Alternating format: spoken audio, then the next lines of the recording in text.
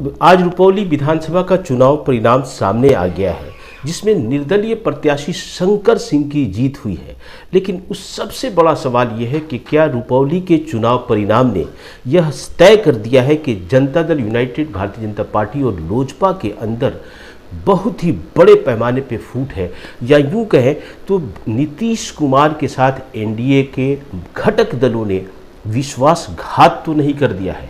आज हक की बात इरशादुल हक के साथ में हम इसी विषय पे चर्चा करेंगे और ये बताने की कोशिश करेंगे कि आखिर ये शंकर सिंह नाम का व्यक्ति है कौन, जिसने न सिर्फ जनता दल यूनाइटेड के प्रत्याशी कलाधर मंडल को 8000 से ज़्यादा वोटों से हराया, बल्कि लगातार 5 चुनाव से वहां से विधानसभा में जीत दर्ज करने वाली राष्ट्रीय जनता दल की बीमा भारती को भी धूल चटा दिया है। जिस तरह की खबरें आ रही हैं और अंदर खाने से जिस तरह के चर्चे हो रहे हैं, उससे अब ये साफ हो चुका है कि जनता दल यूनाइटेड के प्रत्याशी कलाधर मंडल को बड़े पैमाने पे हराने की साजिश रची गई थी।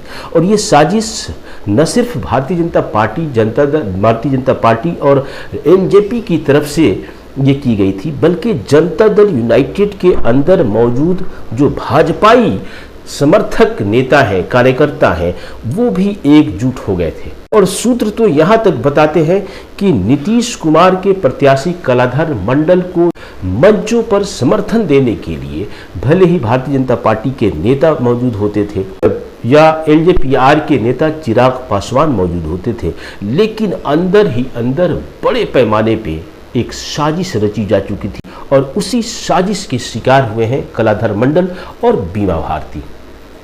आपको आगे बताने से पहले यह स्पष्ट करें कि बीमा भारती और कलाधर मंडल जो राष्ट्रीय जनता दल और जनता दल यू के प्रत्याशी हैं, ये दोनों के दोनों अत्यंत पिछड़े वर्ग के नेता रहे हैं, जबकि शंकर सिंह राजपूत समाज से आते हैं। और अगर आप इतिहास के पन्नों को खंगालेंगे तो आपको यह भी पता चल जाएगा कि एक दौर में पप्पू यादव के वर्चस्व को तोड़ने के लिए पूर्वांचल में उत्तर बिहार मुक्ति सेना नाम का एक संगठन बनाया था, जिसे बूटन सिंह नामक एक व्यक्ति ने बनाया था।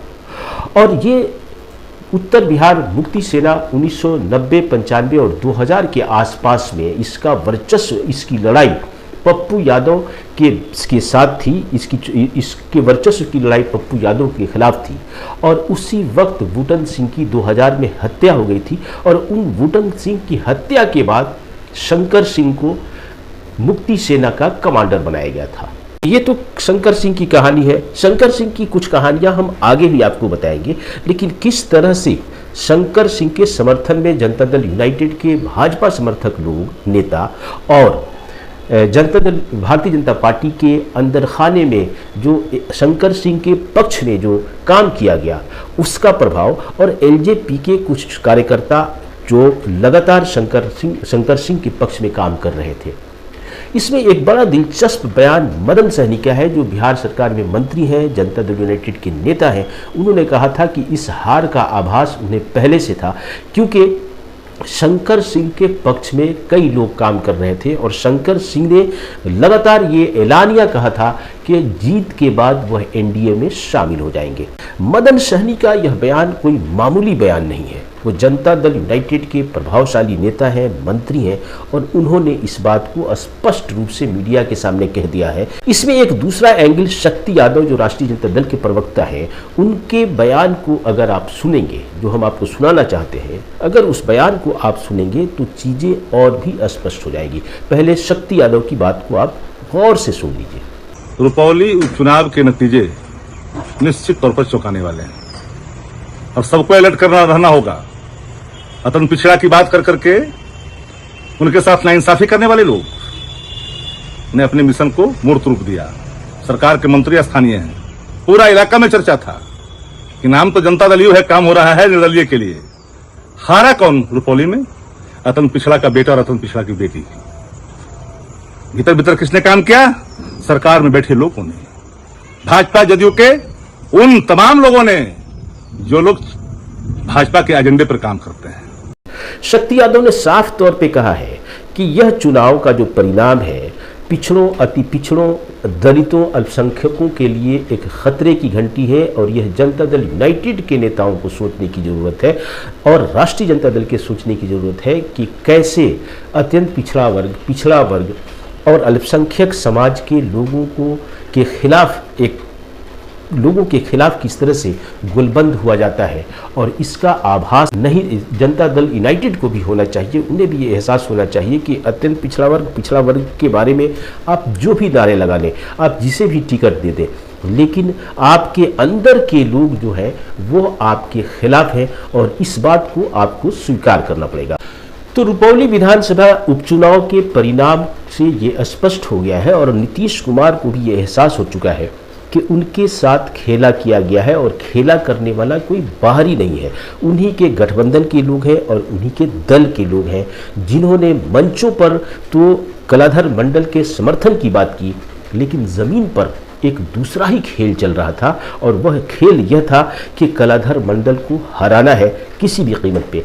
और वैसा ही नतीजा आया कि भारतीय जनता पार्टी के समर्थकों ने कलाधर मंडल को वोट नहीं किया, एनजेपी के समर्थकों ने कलाधर मंडल को वोट नहीं किया। आप बीमा भारती को तो भूल जाइए, बीमा भारती आरजेडी से खड़ी थी और बीमा भारती के बजाय कलाधर मंडल को भी एनडीए ने समर्थन नहीं किया। तो इस तरह से आप कह सकते हैं कि इस उपचुनाव ने एनडीए में नीतीश कुमार की पार्टी को खत्म करने की जो योजना काफ़ी पहले से भारतीय जनता पार्टी ने बना रखी है, उस योजना की पहली सफलता के तौर पर रुपौली विधानसभा के चुनाव को देखा जा सकता है। भारतीय जनता पार्टी की रणनीति पिछले 10 सालों से अगर आप ध्यान में देखेंगे तो आपको पता चलेगा कि अपने समर्थक दलों को, जो उसके गठबंधन के दल होते हैं, उसे भी वो ख़त्म करना चाहती है। और इसकी कई मिसालें आपने महाराष्ट्र में देखी होंगी या फिर बिहार में भी देखी होंगी। 2020 के चुनाव में चिराग पासवान के जरिए जनता दल यूनाइटेड को समाप्त करने की कोशिश की थी भारतीय जनता पार्टी ने।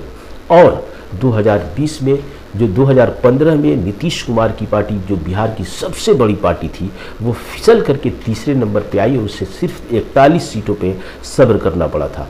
और अब वही खेला बिहार में फिर से शुरू कर दिया गया है और शंकर सिंह की जीत उसी आईने में देखी जानी चाहिए। अब आइए शंकर सिंह के बारे में कुछ और हम जानकारी दें। पहले तो ये कि 2005 के फरवरी में और नवंबर में 2 बार विधानसभा के चुनाव हुए थे। 2005 के फरवरी के चुनाव में एनजेपी से शंकर सिंह ने जीत हासिल की थी, जिसके बाद राष्ट्रपति शासन लागू हो गया था और उसी के बाद 2005 के नवंबर में चुनाव हुआ था तो शंकर सिंह हारे थे। बीमा भारती की जीत हुई थी, जो कि जनता दल यूनाइटेड से चुनाव लड़ी थी।